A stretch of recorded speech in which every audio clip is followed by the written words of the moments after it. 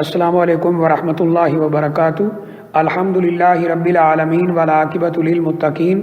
والصلاۃ والسلام علی اشرف الانبیاء والمرسلین نبینا ورسولنا وحبیبنا وامامنا محمد وعلی آلہ واصحابہ اجمعین، اما بعد۔ یہ کسی ہماری بہن نے سوال پوچھا ہے کہ جو عورت حاملہ ہو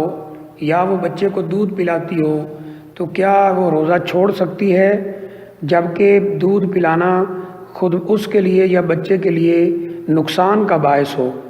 یا پھر اس کے لیے روزہ رکھنا لازم ہے؟ اس سلسلے میں سب سے پہلی بات تو یہ ہے کہ جو عورت حاملہ ہو یا پھر بچے کو دودھ پلاتی ہو اور روزہ رکھنا اس کے لیے یا اس کے بچے کے لیے کسی قسم کے نقصان کا باعث نہ ہو تو اس پر لازم ہے کہ وہ روزہ رکھے اور بغیر کسی مجبوری کے وہ روزہ نہ چھوڑے۔ اللہ تعالیٰ نے قرآن مجید کے اندر یہ بات بیان فرمائی ہے، یا ایھا الذین آمنوا کتب علیکم الصیام کما کتب علی الذین من قبلکم لعلکم تتقون۔ اے ایمان والو، تم پہ روزے فرض کر دیے گئے ہیں اور یہ روزے تم سے پہلے لوگوں پر بھی فرض تھے، اس لیے کہ تم متقی اور پرہیزگار بن جاؤ۔ تو یہ آیت کریمہ ہمیں اس بات کی وضاحت کر رہی ہے کہ روزہ رکھنا چاہیے اور بغیر کسی شرعی مجبوری کے روزہ چھوڑنا یہ صحیح نہیں ہے۔ لیکن اگر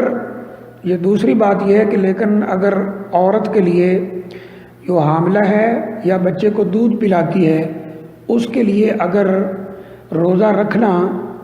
نقصان دہ ہو خود اپنے لیے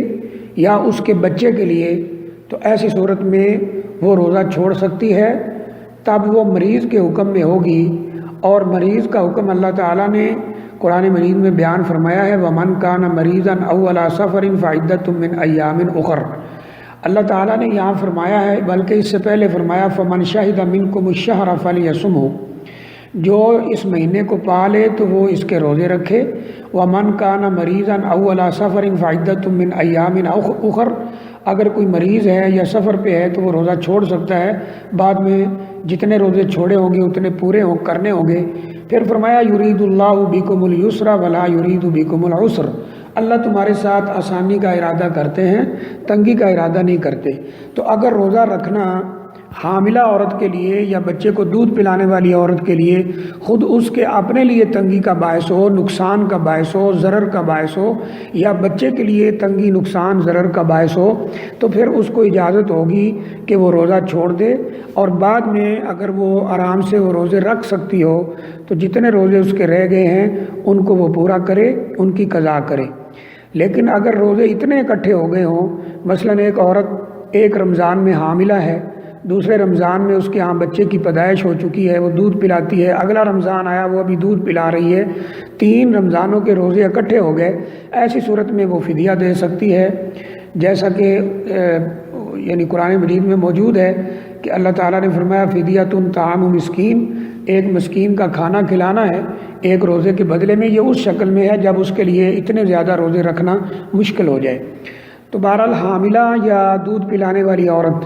اگر وہ آرام سے روزہ رکھ سکتی ہو، اس کے لیے، اس کے بچے کے لیے نقصان کا باعث نہ ہو، تو اس کو روزہ رکھنا لازم ہوگا، اور اگر اس کے لیے یا اس کے بچے کے لیے روزہ رکھنا نقصان کا باعث ہو تو ایسی شکل میں وہ روزہ چھوڑ سکتی ہے۔ نبی کریم صلی اللہ علیہ وآلہ وسلم کے فرامین میں بھی یہ بات ملتی ہے کہ اللہ تعالیٰ نے مسافر سے روزہ جو ہے اس کو رخصت دے دیا ہے کہ وہ روزہ چھوڑ دے۔ اسی طرح آپ نے فرمایا کہ مسافر سے نماز کو بھی اللہ نے آدھا کر دیا ہے۔ پھر آگے فرمایا کہ یہ روزہ حاملہ عورت اور مرضعہ یعنی جو دودھ پلاتی ہو اس سے بھی اللہ تعالیٰ نے اٹھا لیا ہے، یعنی اگر وہ نہ رکھ سکتی ہو تو اس کے لیے کسی قسم کا گناہ نہیں ہے۔ تو اگر وہ عورت جو حمل سے ہے یا پھر بچے کو دودھ پلاتی ہے، اگر روزہ رکھ سکتی ہو خود اس کے لیے اور اس کے بچے کے لیے کسی قسم کا نقصان نہ ہو تو اس پر روزہ رکھنا لازم ہے، اور وہ ایسی صورت میں روزہ نہیں چھوڑ سکتی۔ لیکن اگر اس کے لیے یا اس کے بچے کے لیے روزہ نقصان کا باعث ہو تو وہ روزہ چھوڑ سکتی ہے، خاص طور پر جب اس کو ڈاکٹر حضرات یا اس کام کے ماہر لوگ ہیں وہ یہ گارنٹی سے بات کہہ دیں کہ روزہ رکھنا خود اس عورت کے لیے یا اس کے بچے کے لیے نقصان کا باعث ہے تو وہ روزہ چھوڑ سکتی ہے۔